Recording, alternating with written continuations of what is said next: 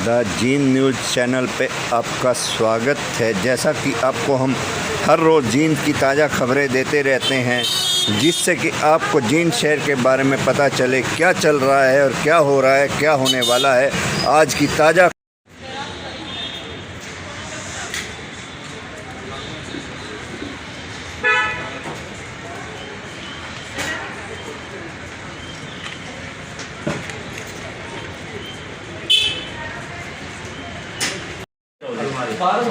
अच्छा, ये है चोरी किया मैंने।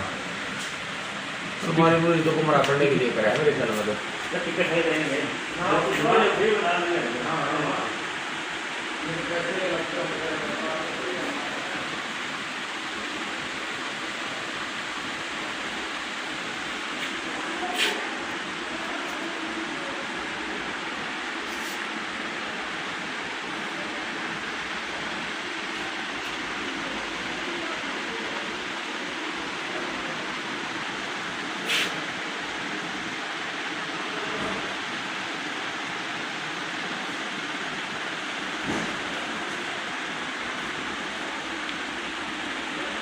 गोपाल का यही सूचना दिन इतने में करने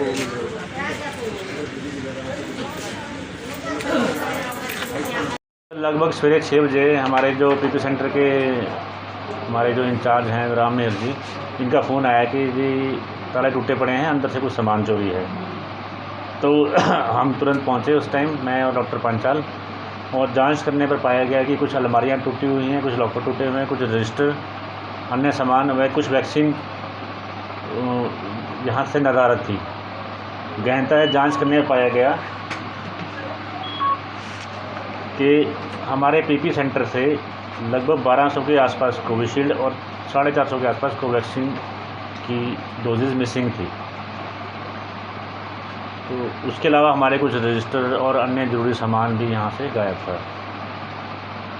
उसके बाद हमने जांच करने के बाद हमने पुलिस को इन्फॉर्म किया। पुलिस आई, सीसीटीवी की फुटेज में वो व्यक्ति आ गए हैं। लगभग 1:45 बजे के आसपास वो लोग अपने पेट्रोल पंप की तरफ से आए हैं दीवार टाप के, और यहाँ के उन्होंने ताले वाले तोड़े हैं। तीनों ताले तोड़े हुए थे।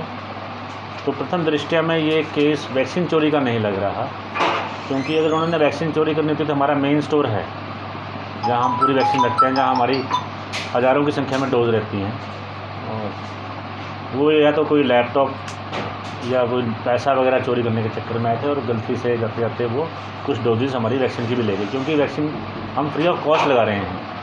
और इस टाइम हमारे पास ये नहीं है कि वैक्सीन नहीं है। ये मीडिया में कुछ वो चल रही है, न्यूज़ चल रही है, मेरे पास खबर आएगी कि कोरोना भी जींद में एक भी टीका नहीं है। मैं आपकी जानकारी बता दूँ, हमारे पास पर्याप्त मात्रा में वैक्सीन उपलब्ध है। अभी हमारे पास लगभग 1650 डोजेज़ वैक्सीन की पड़ी हैं, और हमने तुरंत प्रभाव से 1000 डोज सोनीपत और करनाल से मंगवा ली हैं, जो घंटे पहुंच जाएगी। और शाम के 2-2:30 बजे तक 6000 डोज हमारे पास कुरुक्षेत्र के वॉक इन कूलर से जींद में आ जाएंगी। तो ये मिथ्या है, ये जो फैलाई जा रही है, खबर फैलाई जा रही है, ये बिल्कुल गलत है कि हमारे पास कोई वैक्सीन नहीं है।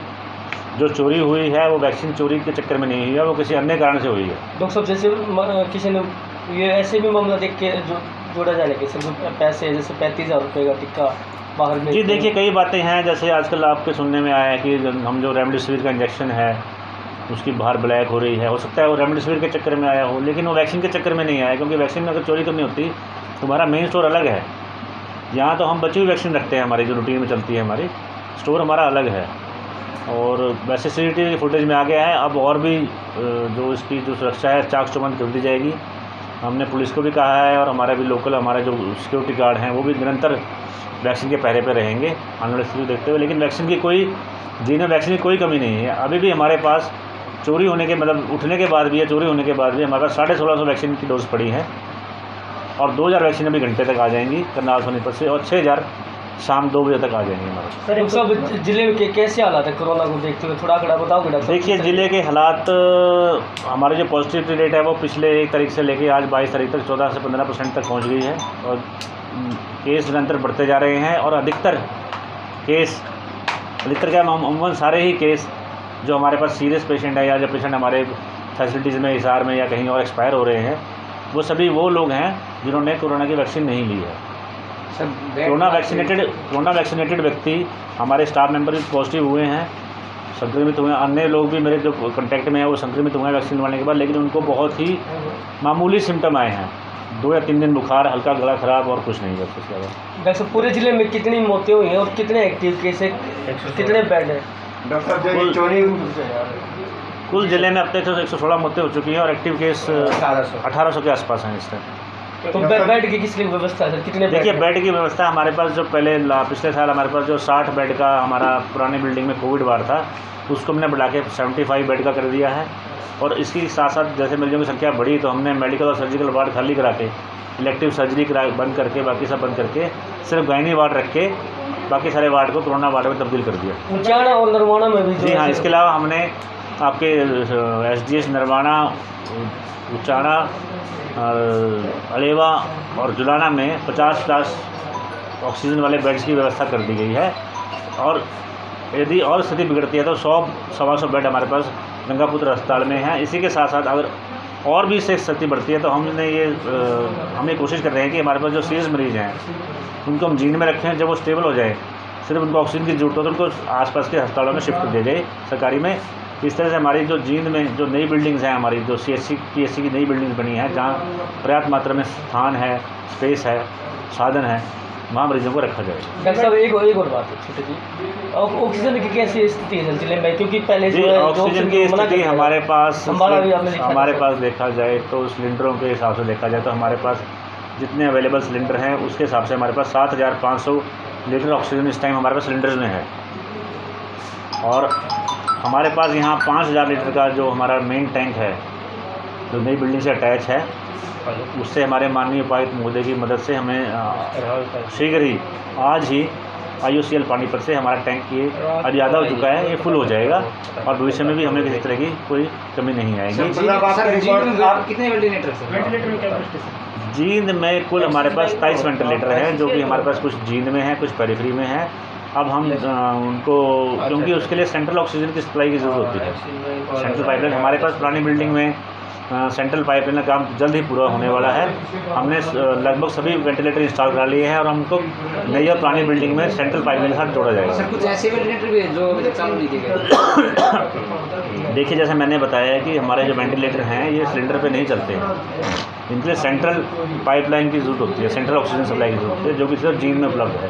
पहले हमारे नई बिल्डिंग में थी, इसलिए हमने नई बिल्डिंग में रखे हुए थे ऑपरेशन थिएटर में और अन्य वार्ड में। अब हमारी पूरी बिल्डिंग का काम, पुरानी बिल्डिंग में हमारा जो सेंट्रल ऑक्सीजन की सप्लाई का काम जल्दी शुरू होने वाला है। इस तरह से हमारा जो बच्चा वार्ड है SNCU है वहाँ भी सेंट्रल ऑक्सीजन का काम शुरू होने वाला है, पाइपलाइन बिछ गई है, जल्दी उसको टैंक से जोड़ा जाएगा और वो सारे वेंटिलेटर इस्तेमाल में। कितने मरीज वेंटिलेटर पे कोरोना के साथ तक? इस टाइम हमारे पास 10 मरीज ICU में एडमिट हैं। डॉक्टर साहब आपके रिकॉर्ड के हिसाब से क्या कुछ चोरी हुआ आप थोड़ा बता पाएंगे? जी हमारे रिकॉर्ड के हिसाब से हमारे कुछ ज़रूरी कागजात, कुछ फाइलें और लगभग थोड़ी सी वैक्सीन हमारे पास 1200 के आसपास कोविशील्ड और 400-450 के आसपास कोवैक्सीन हमारे यहाँ से गायब हुई है, चोरी हुई है, उसकी जांच अभी चल रही है। और हमारे पास पर्याप्त मात्रा में वैक्सीन है। इस टाइम हमारे पास 1650 डोजेज़ वैक्सीन की मौजूद हैं जो हमारे पास मतलब बच गई है जो हमारे पास। और हमारे पास शीघ्र ही 1000 डोज सोनीपत और करनाल से आ जाएंगी और शाम के 2-2:30 बजे तक कुरुक्षेत्र से 6000 अतिरिक्त डोजेज आ जाएंगी। वैक्सीन की जींद में कोई कमी नहीं है। डॉक्टर साहब कोरोना लगातार अपने पैर पसारता जा रहा है, लेकिन स्वास्थ्य विभाग की तरफ से लोगों को किस तरह से जागरूक किया गया है कि देखिए हम समय समय पर जिला प्रशासन की मदद से, अन्य संस्थाओं की मदद से लोगों को जागरूक करते हैं कि आप मास्क लगा के रखें, सोशल डिस्टेंसिंग का पालन करें और बार बार अपने हाथ सैनिटाइज़ करें या साबुन से धोएं। ज़्यादा घर से निकलें नहीं, बहुत ज़रूरी तभी घर से निकलें, ठीक है। सामाजिक आयोजनों में कम से कम हिस्सा लें, ज़्यादा भीड़ भाड़ वाले इलाकों से बचें और वैक्सीन अवश्य लगवाएं। अब तक हमारे पास 30 तारीख तक 45+ की जो कैटेगरी थी 45 एंड अबव की, उसके लिए वैक्सीन थी, लेकिन जल्द ही 1 तारीख से जैसे आदेश हमें प्राप्त हुए हैं 1 मई से 18 साल से ऊपर के सभी व्यक्तियों को ये वैक्सीन दी जाएगी। सर अभी तक जिले में कितने लोगों को ये वैक्सीन लगी? जी हमारे लगभग 1 लाख से ऊपर हम लोगों को वैक्सीनेट कर चुके हैं। ठीक है सर, धन्यवाद।